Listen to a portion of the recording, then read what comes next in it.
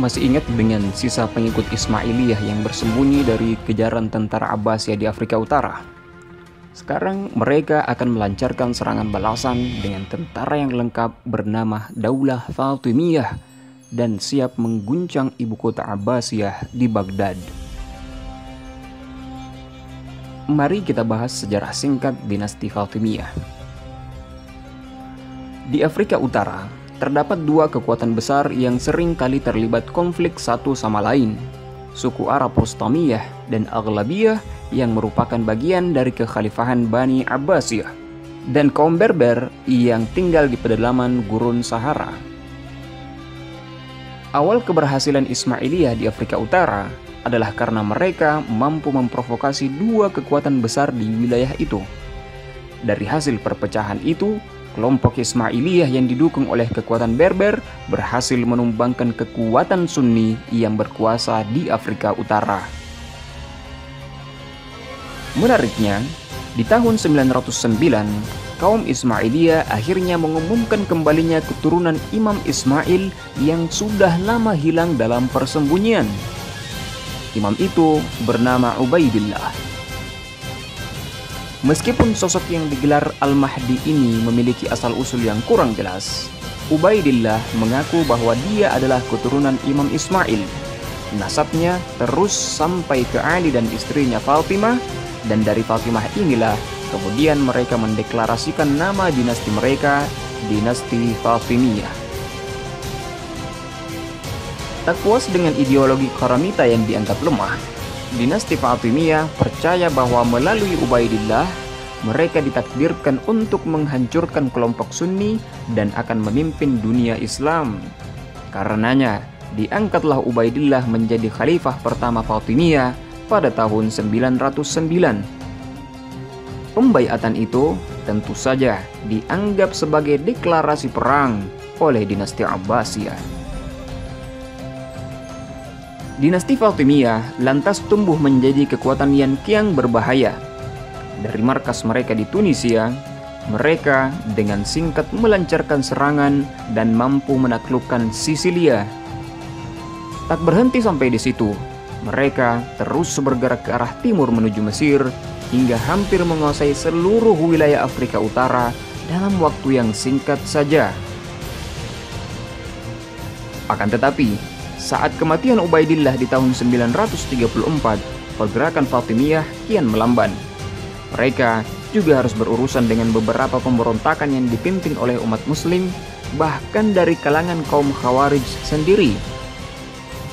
Meski tidak berhasil menang, setidaknya perlawanan-perlawanan itu mampu menghambat pergerakan Fatimiyah selama beberapa tahun.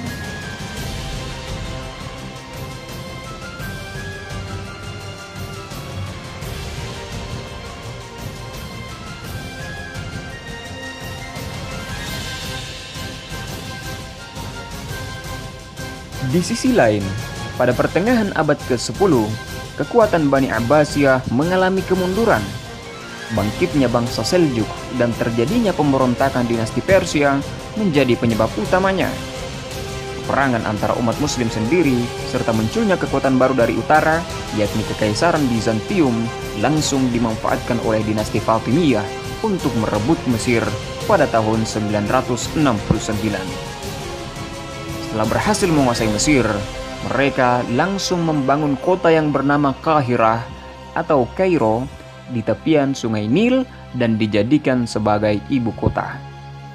Dengan ditaklukkannya Mesir, dinasti Fatimiyah kini muncul sebagai kekuatan terbesar di antara umat muslim lainnya.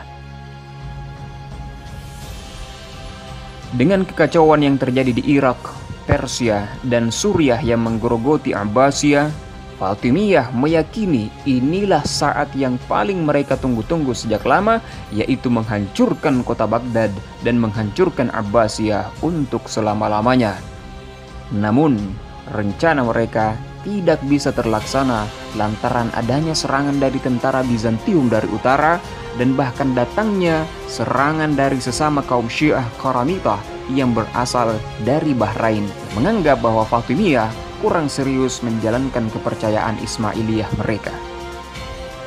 Peristiwa itu kemudian menyelamatkan ibu kota Baghdad jatuh ke tangan Fatimiyah dan akhirnya memberikan tentara Abbasiyah cukup waktu untuk menyusun strategi dan kekuatan di bawah kepemimpinan tentara Turki Seljuk. Sementara itu di Mesir, tahun 970, guna menyebarkan paham Syiah ke seluruh penjuru Arab, Fatimiyah mendirikan Universitas Al-Azhar di kota Kairo. Di masa pemerintahan Khalifah dinasti Fatimiyah, orang-orang Islam Sunni, Kristen dan Yahudi mengalami penindasan. Salah satu khalifah yang terkejam adalah Khalifah Al-Hakim. Dia mendapatkan gelar sang khalifah gila. Seperti khalifah Fatimiyah lainnya, Al-Hakim dianggap sebagai imam yang suci dan memiliki hubungan yang spesial dengan Tuhan.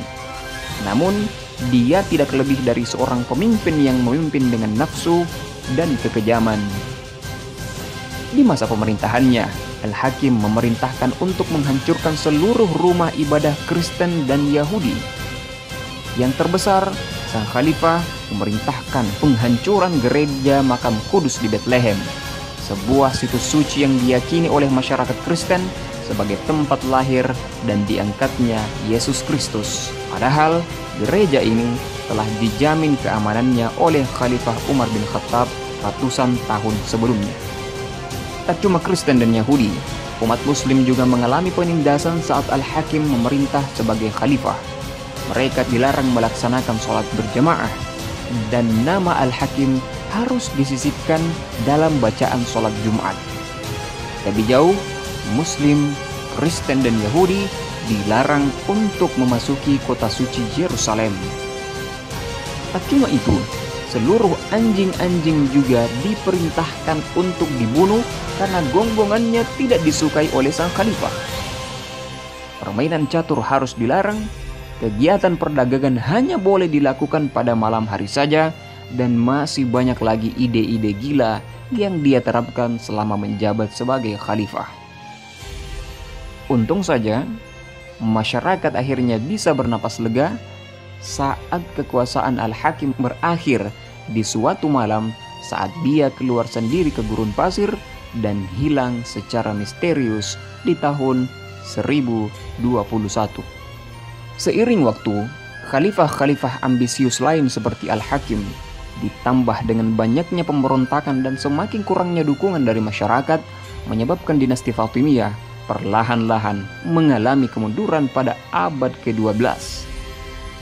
Dengan tidak adanya kekuatan baru, kesempatan itu kemudian dimanfaatkan oleh kekuatan Sunni, dan dinasti Fatimiyah akhirnya dihancurkan oleh seorang laki-laki yang kelak akan memimpin pasukan Sunni menaklukkan kekuatan tentara salib di Palestina.